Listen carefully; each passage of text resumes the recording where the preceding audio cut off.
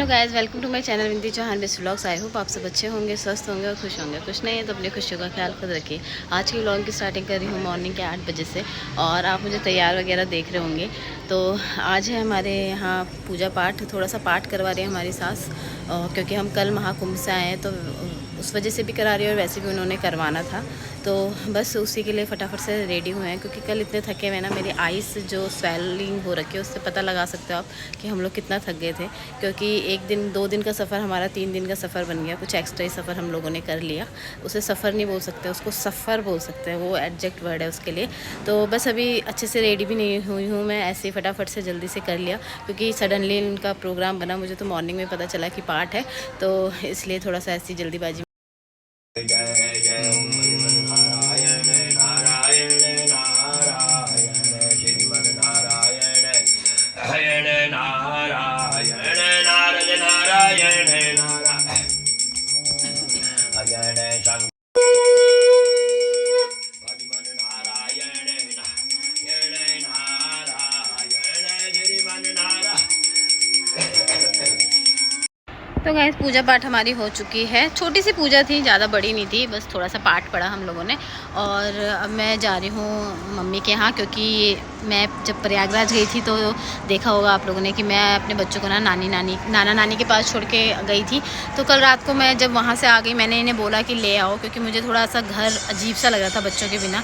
लेकिन फिर ये लोग नहीं माने, क्योंकि थोड़ा सा लेट हो गया था हम लोगों को। तो इन्होंने कहा मॉर्निंग में ही चलेंगे, आप भी चल लेना, मम्मी पापा को देख के आ जाना, क्योंकि मेरे मम्मी पापा का ऑपरेशन हुआ है, दोनों का आइस का, एक आँख का, दोनों का ऑपरेशन हुआ है एक साथ।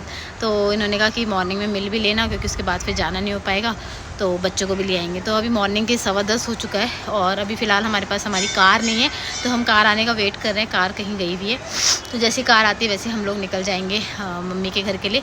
और ससुर जी भी आ रहे हैं मेरे, तो चलते हैं फिर और बच्चों को लेके आते हैं। बच्चों से मिलने का एक्साइटमेंट, यार 3 दिन है। मैं तो ये सोच रही हूँ लोग अपने बच्चों को इतने टाइम के लिए कैसे छोड़ देते हैं। मेरे से तो जब तक वहाँ रास्ते में थी तब तक इतना बुरा सा नहीं लग रहा था, क्योंकि ये अच्छा लग रहा था कि अच्छा हुआ कि लेके नहीं आई, क्योंकि जिस हिसाब से हम लोग परेशान हुए, बच्चे नहीं झेल पाते इतना, और बच्चों के साथ हमारा सफ़र थोड़ा सा और मुश्किल हो जाता है। तो वहाँ तक तो नहीं लग रहा था, लेकिन कल घर आने के बाद ना मुझे बहुत अजीब सा लग रहा है। और मैं सोचूं मैं कब जाऊँ, मुझे थोड़ा सा मतलब लग रहा है कितने दिन से, क्योंकि अभी वीडियो कॉल पे मेरी रात को तो मैंने बात नहीं की, क्योंकि भाभी ने कहा कि उसका मन थोड़ा सा ख़राब हो जाएगा, क्योंकि 2 दिन की बात हुई थी। मैंने कहा था सिर्फ आपको 2 रात रहना है मेरे बिना। तो मेरा बेटा जो है कह रहा था कि मामी 2 रात तो हो गई है, मम्मा अभी तक क्यों नहीं आई। तो बेटी को तो इतनी प्रॉब्लम नहीं हो रही, वो थोड़ी बड़ी है, लेकिन बेटा ना मेरी बगैर बिल्कुल भी नहीं सोता है। तो आज फिर मैंने मॉर्निंग में बात की थी, तो कह रहा था मम्मा कब आओगे। मैंने कहा बस थोड़ी देर में आ रही हूँ। वैसे तो बुरा नहीं लग रहा, पर नॉर्मली पूछ रहा है, तो जाती हूँ, मिलती हूँ और लेके आते हैं बच्चों को। फिर ये देखो कितनी प्यारी प्यारी लेके आई हूँ ना मैं। ये है सिंदूरदानी, और वहाँ मिली मुझे और कुछ समझ नहीं आया, तो मैं यही ले आई सबके लिए मतलब अपने लिए नहीं लेके आई, क्योंकि उसके पास 5 ही थे। तो देवरानियों के लिए, भाभी के लिए, दीदी के लिए, मम्मी के लिए, सबके लाई हूँ। तो चलते हैं इसको देने। कमला कितनी खुश होगी देखती हूँ। तुम्हारा रिएक्शन देख रही हूँ मैं, तुम्हारे चक्कर में कितनी वो हुआ कि कमला को चाहिए। ये लो तुम्हारे लिए, और कुछ पता ही नहीं, मिले ही नहीं, यही अच्छा लगा मुझे, सबके लिए यही लाई हूँ। तो करेक्ट बज रहा है 11 और हम निकल रहे हैं मम्मी के घर के लिए। तो चलते हैं फटाफट से।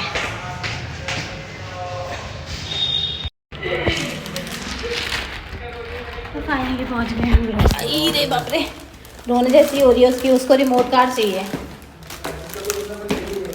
हम इतनी दूर से आए हैं, हम अंदर नहीं आएंगे। आज संडे है, कोई बात नहीं, तुम तैयार नहीं हुए, रोज तो तुम 9 बजे तैयार हो जाते हो। आज नहाया नहीं? कल नहाते। दादी बिजी होगी ना, इसलिए। चलो हैं, आज दादी बस मेरे कमरे में मत जाना। क्यों? आपके कमरे में क्यों नहीं जाए हम? Good morning.